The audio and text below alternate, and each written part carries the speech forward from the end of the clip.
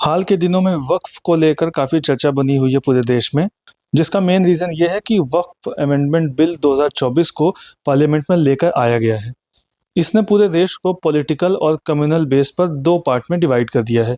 इस पूरे इशू पर रूलिंग कोलिशन और अपोजिशन ब्लॉक आमने सामने आ गए हैं। एक तरफ यूनियन गवर्नमेंट का कहना है कि इस अमेंडमेंट से वक्फ प्रॉपर्टी मैनेजमेंट में रिफॉर्म होगा। वहीं दूसरी तरफ अपोजिशन का कहना है कि ये जो अमेंडमेंट है, ये देश की राजनीति को और ज़्यादा पोलराइज करेगा और मुस्लिमों को निशाना बनाने के लिए बनाया गया है। तो बिना टाइम वेस्ट किए हुए आज के वीडियो में हम ये समझने की कोशिश करेंगे कि ये वक्फ आखिर है क्या। वक्फ जो है वो इस्लामिक लॉ के तहत एक स्थायी रूप से रखी गई गैर हस्तांतरणीय संपत्ति है, यानी कि नॉन ट्रांसफरेबल प्रॉपर्टी है।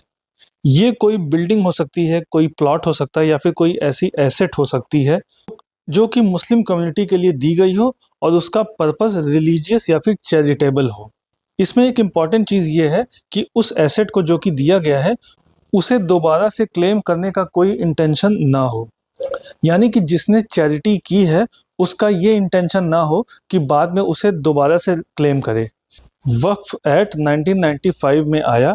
वक्फ एक्ट के अकॉर्डिंग वक्फ बोर्ड जो होता है वो एक स्टैट्यूटरी बॉडी है, यानी कि ये एक वैधानिक निकाय है। और ये वक्फ बोर्ड इस्लामिक लॉज के अकॉर्डिंग वक्फ प्रॉपर्टीज़ का मैनेजमेंट, रेगुलेशन और प्रोटेक्शन करने के लिए रिस्पॉन्सिबल है। जो वक्फ अमेंडमेंट बिल 2024 है, उसमें ये प्रोविज़न है कि केवल कम से कम 5 साल तक इस्लाम का पालन करने वाला व्यक्ति ही वक्फ घोषित कर सकता है। इस नए बिल में एक और चेंज है।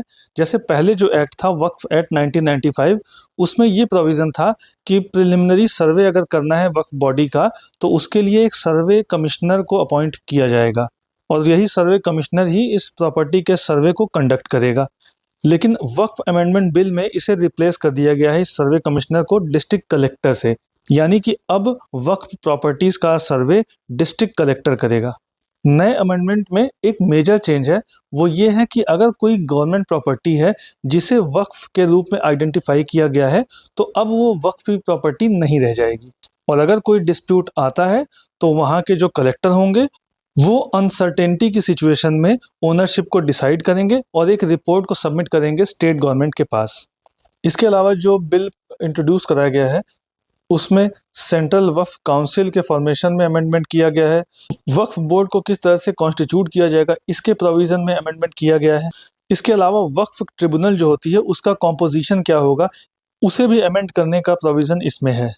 तो इस तरीके से जो पार्लियामेंट में वक्फ अमेंडमेंट बिल लाया गया है, इसके थ्रू वक्फ एक्ट 1995 में काफ़ी बड़े पैमाने पर चेंज करने की कोशिश की जा रही है। तो इस तरीके से इस बिल पर पार्लियामेंट में जो डिबेट होगी वो काफ़ी इवेंटफुल होने की उम्मीद है।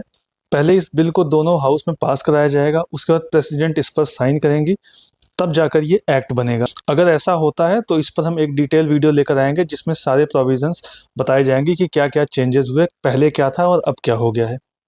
अगर वीडियो अच्छी लगी हो तो लाइक करें। इसी तरह के और भी अपडेट्स जानने के लिए सब्सक्राइब करें एजलेसनेस।